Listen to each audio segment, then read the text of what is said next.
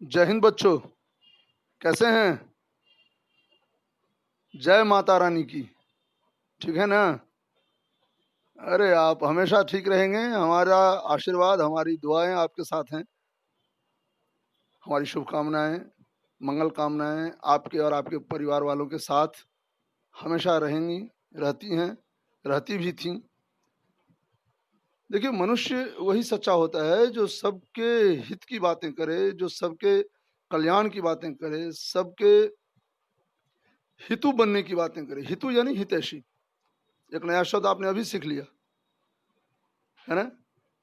रोज रोज हम एक नई यात्रा पर चलते हैं और आप यकीन जानिए उस यात्रा में आपको बहुत सारे मोती माणिक्य, बहुत सारे कीमती हीरे जवाहरात, और मैं तो बोलता हूं कि हीरे जवाहरात से भी ज्यादा कीमती, बल्कि उनकी तो कीमत ही नहीं है। ज्ञान अनमोल होता है, उसका कहीं कोई मोल नहीं होता, उसके दाम नहीं होते, उसकी कीमत नहीं होती, वह अनमोल होता है। तो हर बार की तरह इस बार भी हम एक विशेष यात्रा पर निकलेंगे और वह यात्रा निबंध की यात्रा है।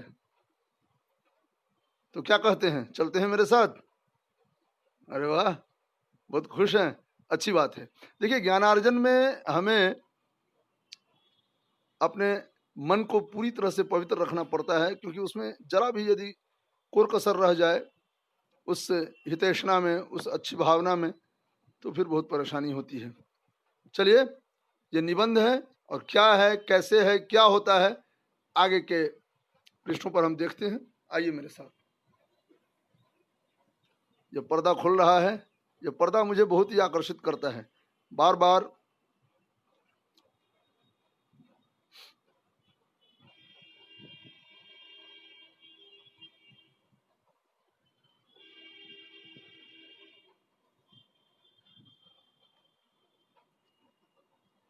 कुछ बताने से पहले, कुछ कहने से पहले, यहाँ इन दो चित्रों को देखिए। आप इनसे परिचित नहीं होंगे, लेकिन ये आपसे परिचित हैं, क्योंकि आप इनके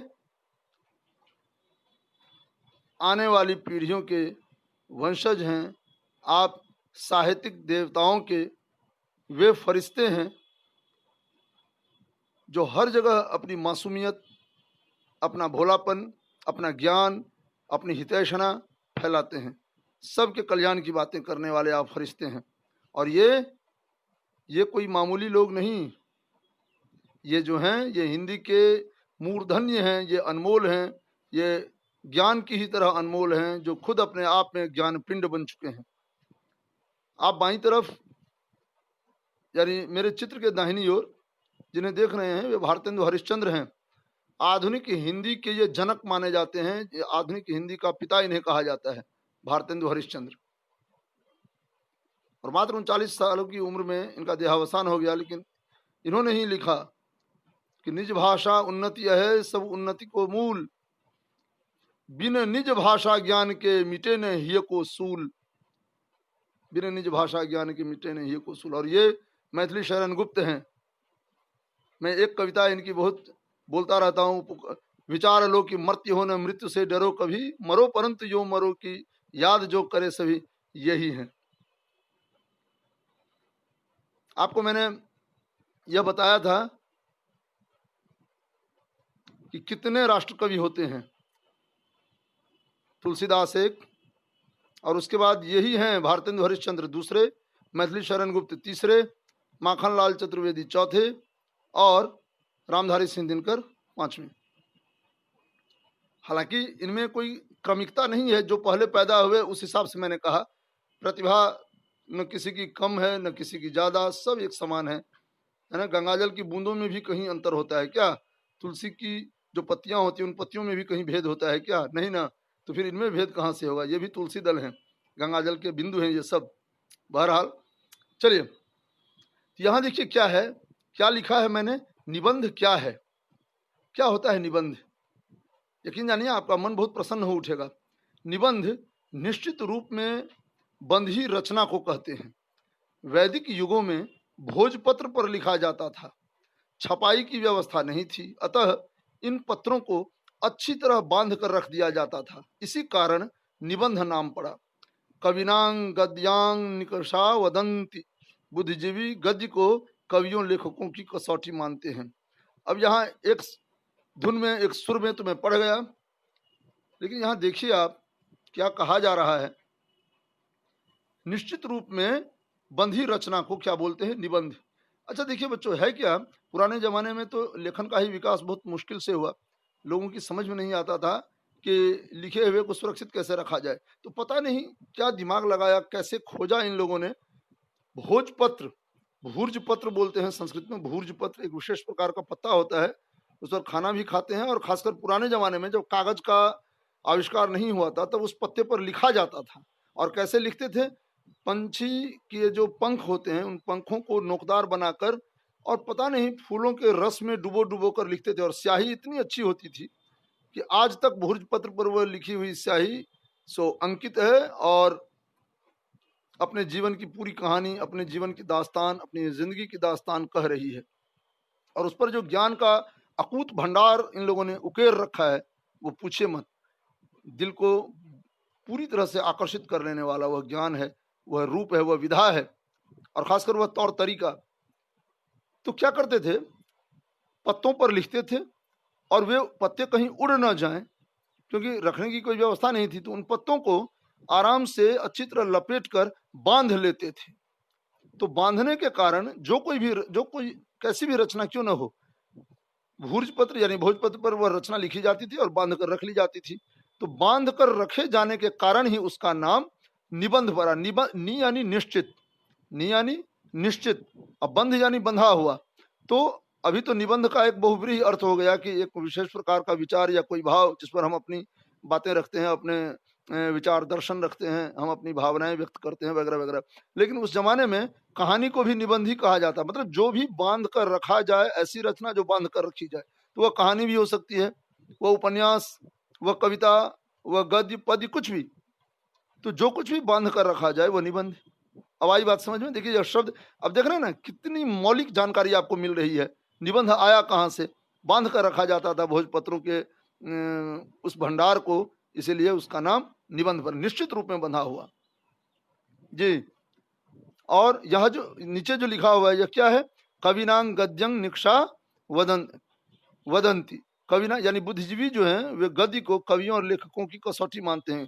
गद्य लिखना आसान नहीं होता, उसमें व्याकरणिक बातें होती हैं, बहुत सारी बातें होती हैं। कविता बहुत कठिन है, बात सही है, खासकर छंदबद्ध कविता। लेकिन गद्य लिखना भी अपने आप में बहुत मुश्किल, बहुत कठिन कार्य होता है, क्योंकि आपको मालूम नहीं है क्या लिखना है, कैसे लिखना है। और यदि आपको पता भी है तो आप शुरुआत कैसे करेंगे, उसमें रोचकता कैसे लाएंगे? बात समझ में आ रही है ना? यह चीज है। तो गद्य जो है वो कवियों और लेखकों, यहाँ कविनांग यानी लेखक भी, सिर्फ कवि नहीं, जो लिखते हैं वही कवि हैं, क्योंकि लिखने में भी तो भाव विचार का प्रयोग किया जाता है ना। तो कवियों और लेखकों की कसौटी, निकस बोलते हैं कसौटी को, वदंत यानी कहते हैं, मानते हैं। यहां देखिए मैंने कोशिश की है। अब वे थे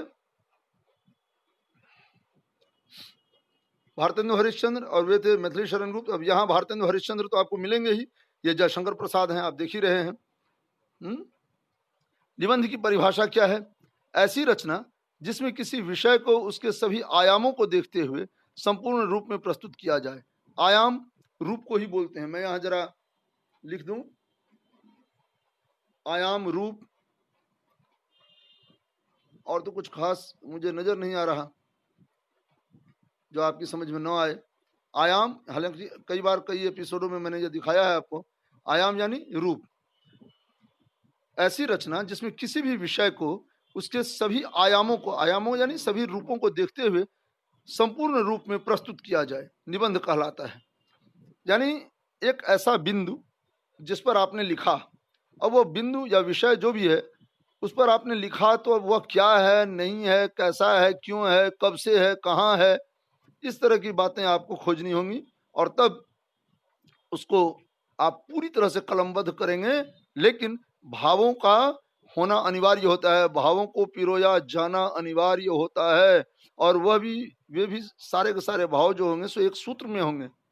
पहले कौन सा आएगा, बाद में कौन, ये सब बहुत तकनीकी बातें हैं, तकनीकी ज्ञान की बातें हैं। मैं आगे इस पर चर्चा करूंगा आपके लिए। तो किसी भी विषय की जब संपूर्ण व्याख्यात्मक शैली अपनाते हुए हम उसे प्रस्तुत करते हैं, हम उसे लिखते हैं, तो उस विशेष लिखे हुए रूप को या उस लिखी हुई रचना को निबंध हम कहते हैं, वो निबंध कहलाता है। एक भी बिंदु लीजिए, उस मतलब उसका पूरा सांगोपांग कहाँ से आया आदि से अंत तक, उसके बारे में प्रायः सारी जानकारी आपको देनी होती है एक सिलसिलेवार एक क्रम के रूप में, तब हम उसे निबंध का नाम देते हैं। अभी यहाँ इस समय आकर थोड़ा इसमें अंतर आ गया है। इसके कई प्रकार होते हैं, वैचारिक, विवरणात्मक, भावात्मक और सामाजिक। वैचारिक क्या है? यानी वह निबंध जिसमें आप अपना एक विचार प्रकट करते हैं, वह निबंध जिसमें आपका विचार प्रकट होता है। कैसा विचार?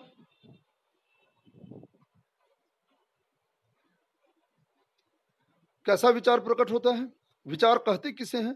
तो ऐसी भावना, भावना यानी जो मन में उत्पन्न हो, जो अपने आप उत्पन्न, जाहिर सी बात है मन तो कभी खाली बैठता नहीं, उसमें कुछ ना कुछ उत्पन्न होता रहता है, तो जो उत्पन्न हो वह भावना है। ठीक है, तो ऐसी भावना जिसे हम तर्क के आधार पर सिद्ध कर सकें, वही विचार होता है। भावना और विचार में यही अंतर है, भाव और विचार में।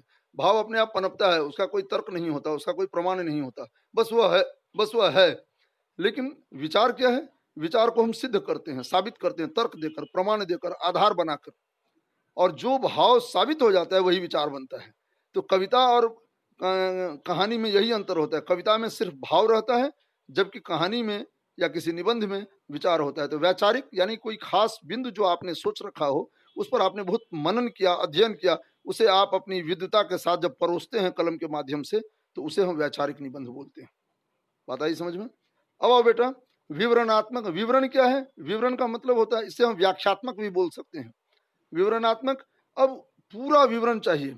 वैचारिक में आपने, ठीक है, आपने विचार किया और उसको आपने सीमित या बहुत ही संक्षिप्त रूप में भी लिख दिया, है ना, सामासिक रूप में भी लिख दिया।